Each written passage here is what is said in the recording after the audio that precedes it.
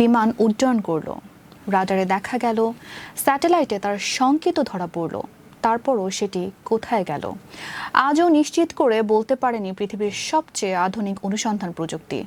2014 সালের 8 March Malaysia এয়ারলাইন্সের MH370-এ থাকা 239 জন মানুষকে ঘিরে শুরু হয়েছিল যে অনুসন্ধান, 12 বছর পরও তার সবচেয়ে গুরুত্বপূর্ণ উত্তরটি অমীমাংসিত। কুয়ালালামপুর থেকে বেইজিংগামী বোয়িং 777-200 বিমানটি স্থানীয় সময় 8 মার্চ ভোরে উড্ডয়ন করে। বিমানে ছিলেন 227 জন যাত্রী ও 12 জন ক্রু। উড্ডয়নের 40 মিনিটেরও কম সময়ের মধ্যে ভিয়েতনামের আকাশ সীমার কাছে ইগারি ওয়ে পয়েন্ট অতিক্রম করার পর এয়ার ট্রাফিক কন্ট্রোল বিমানটির রাডার যোগাযোগ হারায়। মালয়েশিয়ার সরকারি তদন্ত অনুযায়ী এরপর বিমানটি নির্ধারিত রুট থেকে বিচ্যুত হয়ে ঘুরে মালয়েশীয় উপদ্বীপের উপর দিয়ে পশ্চিম দিকে যায় এবং পরে দক্ষিণ ভারত মহাসাগরের দিকে চলে যাওয়ার সম্ভাবনা সামনে আসে। রহস্য আরও গভীর হয় কারণ রাডার ও স্বাভাবিক যোগাযোগ ব্যবস্থা হারিয়ে যাওয়ার পরও বিমানের স্যাটেলাইট যোগাযোগ সংক্রান্ত তথ্য পাওয়া গিয়েছিল। সেই তথ্য বিশ্লেষণ করেই তদন্তকারীরা বিমানটির সম্ভাব্য শেষ অবস্থান ও গতিপথ সম্পর্কে ধারণা তৈরি করেন। কিন্তু স্যাটেলাইটের তথ্য কোনো নির্দিষ্ট ধ্বংসস্থল দেখায়নি।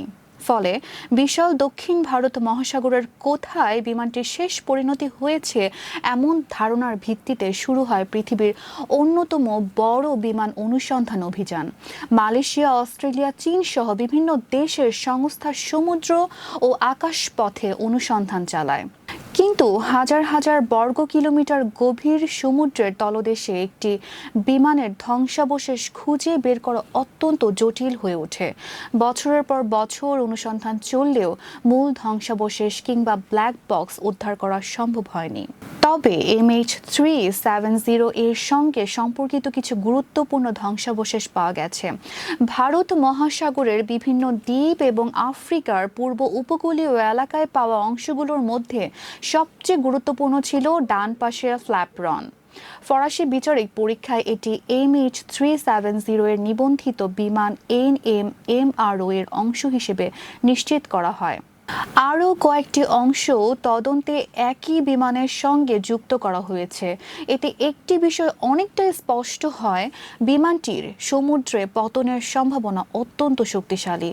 কিন্তু ঠিক কোন স্থলে বিমানটি বিধ্বস্ত হয়েছিল, কী অবস্থায় সেটি সমুদ্রে পড়েছিল এবং কেন নির্ধারিত পথ থেকে এত বড় বিচ্যুতি ঘটেছিল তার পূর্ণ ব্যাখ্যা এখনও পাওয়া যায়নি। এখানেই MH370 রহস্যের সবচেয়ে গুরুত্বপূর্ণ অংশ। বিমানটির যোগাযোগ ব্যবস্থা কেন বন্ধ হয়েছিল, কিভাবে সেটি নির্ধারিত পথ থেকে সরে গেল, পরিবর্তনটি ইচ্ছাকৃত ছিল কি না, নাকি কোনো প্রযুক্তিগত বা অন্য অপ্রত্যাশিত কারণে ঘটেছিল, এসব প্রশ্নের কোনো একটি ব্যাখ্যাকে চূড়ান্তভাবে প্রমাণ করা সম্ভব হয়নি।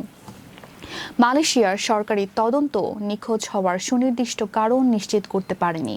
তবে 12 বছর পরও অনুসন্ধান পুরোপুরি থেমে নেই। 2025 সালের 25 মার্চ মালয়েশিয়ার সরকার সমুদ্রতল অনুসন্ধানকারী প্রতিষ্ঠান ওশান ইনফিনিটির সঙ্গে নতুন চুক্তি করে। দক্ষিণ ভারত মহাসাগরের প্রায় 15,000 বর্গ কিলোমিটার নতুন এলাকায় অনুসন্ধানের পরিকল্পনা নেওয়া হয়। চুক্তির অন্যতম গুরুত্বপূর্ণ শর্ত ছিল নো ফাইন্ড নো ফি, অর্থাৎ বিমানটির ধ্বংসাবশেষ না পাওয়া গেলে অনুসন্ধানকারী প্রতিষ্ঠানকে কোনো অর্থ দিতে হবে না। ধ্বংসাবশেষ পাওয়া গেলে নির্ধারিত 7 কোটি মার্কিন ডলার দেওয়ার কথা। এই অনুসন্ধান 2 ধাপে পরিচালিত হয়। প্রথম ধাপ চলে 2025 সালের 25 থেকে 28 মার্চ, দ্বিতীয় ধাপ শুরু হয় 2025 সালের 31 ডিসেম্বর এবং শেষ হয় 2026 সালের 23 জানুয়ারি।